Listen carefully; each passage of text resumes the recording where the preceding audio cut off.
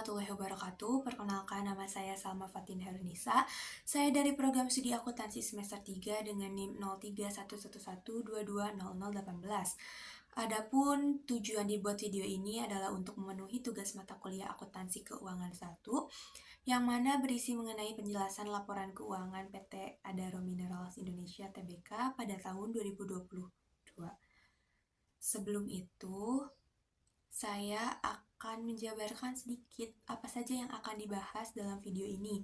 Yang pertama ada profil dari PT Adaro Minerals Indonesia Tbk, lalu ada catatan atas laporan keuangan atau CALK, selanjutnya ada laporan posisi keuangan, lalu ada laporan laba rugi, lalu ada laporan perubahan modal, dan yang terakhir ada laporan arus kas.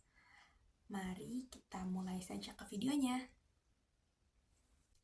PT Adaro Minerals Indonesia Tbk atau AMI didirikan dengan nama PT Jasa Power Indonesia pada tahun 2007.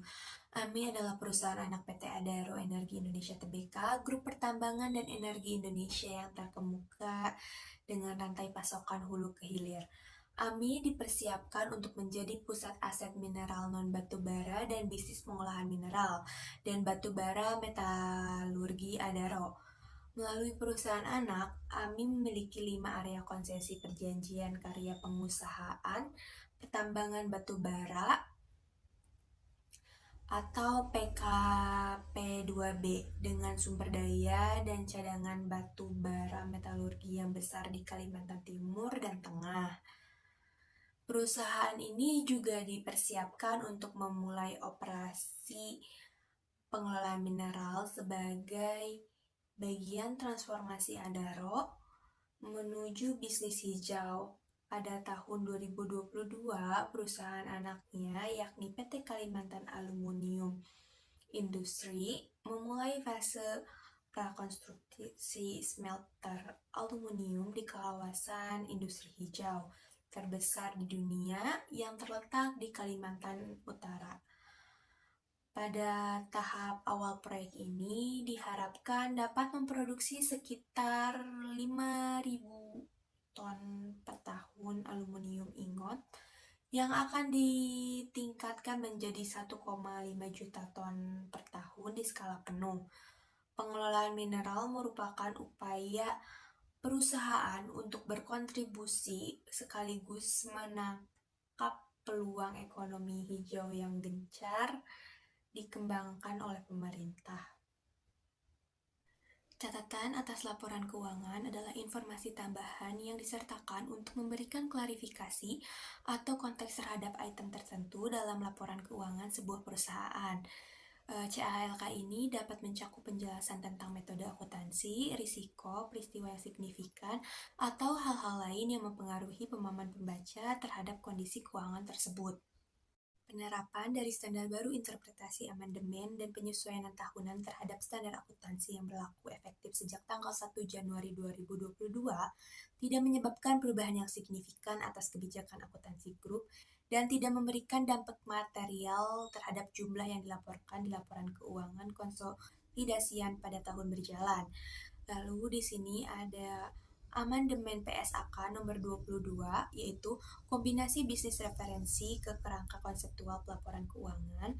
Lalu ada Amandemen PSAK nomor 57, provisi liabilitas kontingensi dan aset kontingensi kontrak memberatkan biaya memenuhi kontrak. Lalu ada penyesuaian tahunan PSAK nomor 69 tentang agrikultur. Lalu ada penyesuaian PSAK nomor 71 instrumen keuangan. Lalu ada penyesuaian tahunan PSAK nomor 73 tentang sewa. Laporan posisi keuangan merupakan sebuah laporan keuangan yang memuat kondisi harta, kewajiban, serta modal pada kurun waktu tertentu. Tujuan utama dari pembuatan laporan keuangan ini adalah sebagai dasar analisis arus kas pada masa mendatang. Ada kalanya laporan posisi keuangan juga disebut dengan istilah balance sheet. Di sini ada laporan posisi keuangan dari PT Adaro Minerals Tbk. Yang pertama di sini ada aset ya. Asetnya terbagi menjadi dua, ada aset lancar dan juga aset tidak lancar. Lalu aset lancarnya ini kan ada kas, utang usaha, dan lain-lain. Lalu aset tidak lancarnya berupa deposito berjangka, lalu ada piutang sewa, lalu ada aset tak berwujud, dan segini ada total asetnya. Lalu di sini ada liabilitas sama ekuitasnya. Di sini ada liabilitasnya, ada liabilitas jangka panjang dan ada liabilitas jangka pendek. Dapat kita lihat. Dan yang terakhir ini ada ekuitasnya.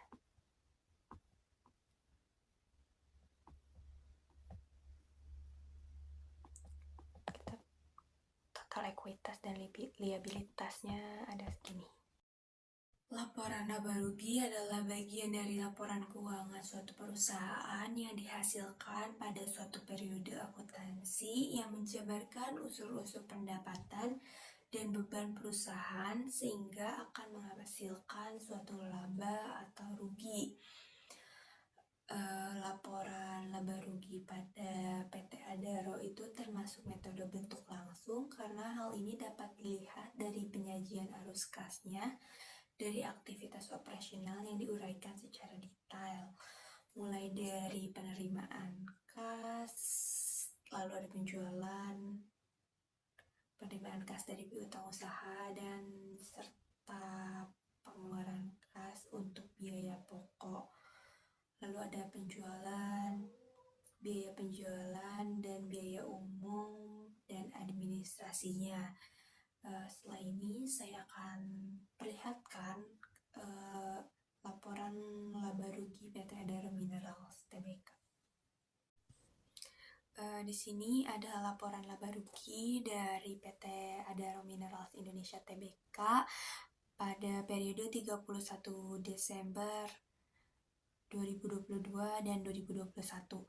Ini kita bisa lihat ada pendapatannya, lalu ada bebannya, laba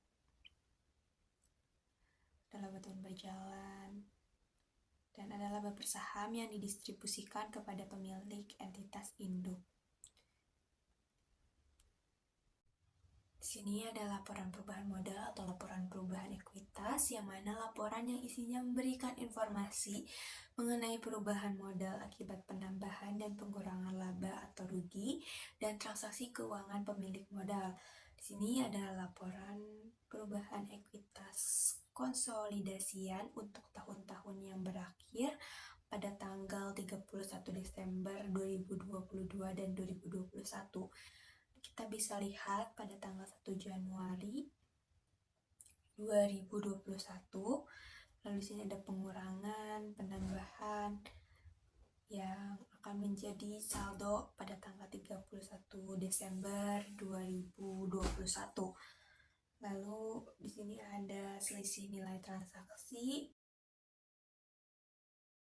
Laporan arus kas atau cash flow statement merupakan laporan yang berisikan pendapatan dan pengeluaran yang terjadi. Dalam sebuah laporan arus kas disajikan informasi berupa pendapatan tunai, jumlah kas yang diterima, beban, pembayaran, utang, dan sebagainya. Di sini ada laporan arus kas untuk tahun yang berakhir pada tanggal 31 Desember 2022 dan 2021. Yang pertama ada arus kas dari aktivitas operasi, ada penerimaan dari pelanggan, lalu ada pembayaran kepada pemasok, pembayaran biaya karyawan, dan lain-lain. Lalu ada arus kas dari aktivitas investasi berupa pembayaran atas akuisisi entitas pengendali, lalu ada pembayaran atas penambahan aset tetap, dan lain-lain. Lalu ada arus kas dari aktivitas pendanaan, yang mana nanti akan diperoleh kas dan setara kas pada akhir tahun. Mungkin saya cukupkan pemaparan materi kali ini. Mohon maaf bila ada kesalahan. Saya ucapkan terima kasih atas perhatiannya. Wassalamualaikum warahmatullahi wabarakatuh.